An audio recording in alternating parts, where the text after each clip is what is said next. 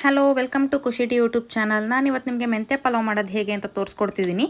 Recipe ಇಷ್ಟ ಆದರೆ like share comment ಮಾಡೋದನ್ನು ಮರಿಬೇಡಿ.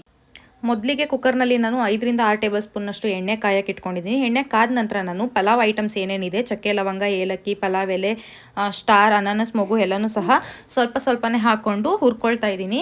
ನೆಕ್ಸ್ಟ್ ಇದಕ್ಕೆ ನಾನು 5ರಿಂದ 6 ಕರಿಬೇವಿನ ಎಲೆ ಸೇರಿಸ್ಕೊಳ್ತಿದ್ದೀನಿ. ಹಾಗೆ ಖಾರಕ್ಕೆ ತಕ್ಕನಾಗೆ 6ರಿಂದ 7 ಹಸಿರು ಮೆಣಸಿನ್ಕಾಯಿ ಹಾಕ್ಕೊಂಡು ಚೆನ್ನಾಗಿ ಫ್ರೈ ಮಾಡ್ಕೊಳ್ಬೇಕು.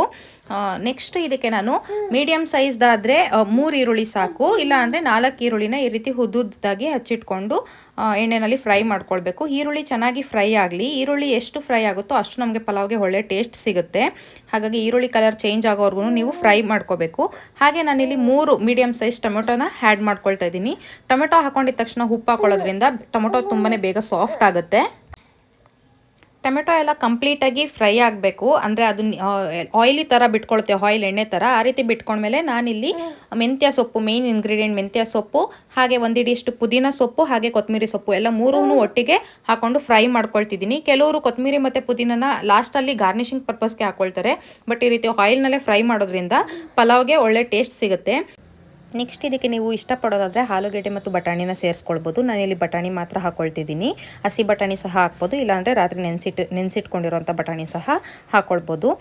ಇಷ್ಟನ್ನು ಹಾಕ್ಕೊಂಡು ಫ್ರೈ ಮಾಡ್ಕೊಂಡ್ಮೇಲೆ ನಾನು 1.5 ಟೇಬಲ್ ಸ್ಪೂನ್ನಷ್ಟು ಶುಂಠಿ ಬೆಳ್ಳುಳ್ಳಿ ಪೇಸ್ಟನ್ನ ಸೇರಿಸ್ಕೊಳ್ತಿದ್ದೀನಿ. ಹಾಗೆ ಪಲಾವ್ಗೆ ಮಸಾಲ ಏನಿದೆ ಜಾಸ್ತಿ ಹಾಕೊಳ್ಳೋಕೆ ಹೋಗಬೇಡಿ, ಎಲ್ಲ ಸ್ವಲ್ಪನೇ ಹಾಕ್ಕೊಳ್ಬೇಕು.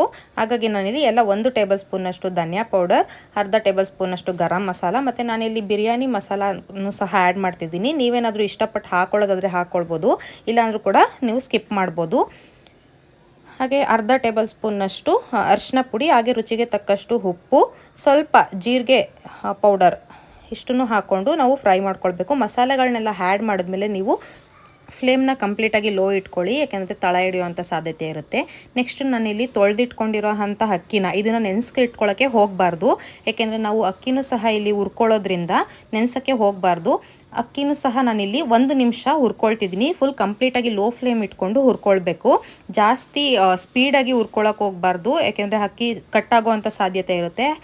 ಈ ರೀತಿ ಅಕ್ಕಿನ ಹುರ್ಕೊಳ್ಳೋದ್ರಿಂದ 1 ನಿಮಿಷ ಹುರ್ಕೊಳ್ಳೋದ್ರಿಂದ ನಮಗೆ ರೈಸು ತುಂಬಾ ಸ್ಮೂತಾಗಿ ಸಿಗುತ್ತೆ. ಈ ಟಿಪ್ನ ನೀವು ಒಂದ್ಸಲಿ ಮನೆಯಲ್ಲಿ ಫಾಲೋ ಮಾಡಿ ನೋಡಿ, ನಿಮಗೆ ಆ ಡಿಫ್ರೆನ್ಸಸ್ ಗೊತ್ತಾಗುತ್ತೆ. ಹಾಗೆ ನೀವು ಯಾವ ಗ್ಲಾಸ್ನಲ್ಲಿ ಅಕ್ಕಿನ ಅಳತೆ ಮಾಡಿ ಇಟ್ಕೊಂಡಿರ್ತೀರ ಅದೇ ಗ್ಲಾಸ್ನಲ್ಲಿ ನೀವು ನೀರನ್ನ ಸೇರಿಸ್ಕೊಳ್ಬೇಕಾಗುತ್ತೆ. ನಾನಿಲ್ಲಿ 2 ಗ್ಲಾಸ್ನಷ್ಟು ಅಕ್ಕಿನ ಮೆಷರ್ ಮಾಡ್ಕೊಂಡಿದ್ದೆ, ಹಾಗಾಗಿ ಇಲ್ಲಿ 3 ಗ್ಲಾಸ್ನಷ್ಟು ನೀರನ್ನ ಸೇರಿಸ್ಕೊಳ್ತಿದ್ದೀನಿ.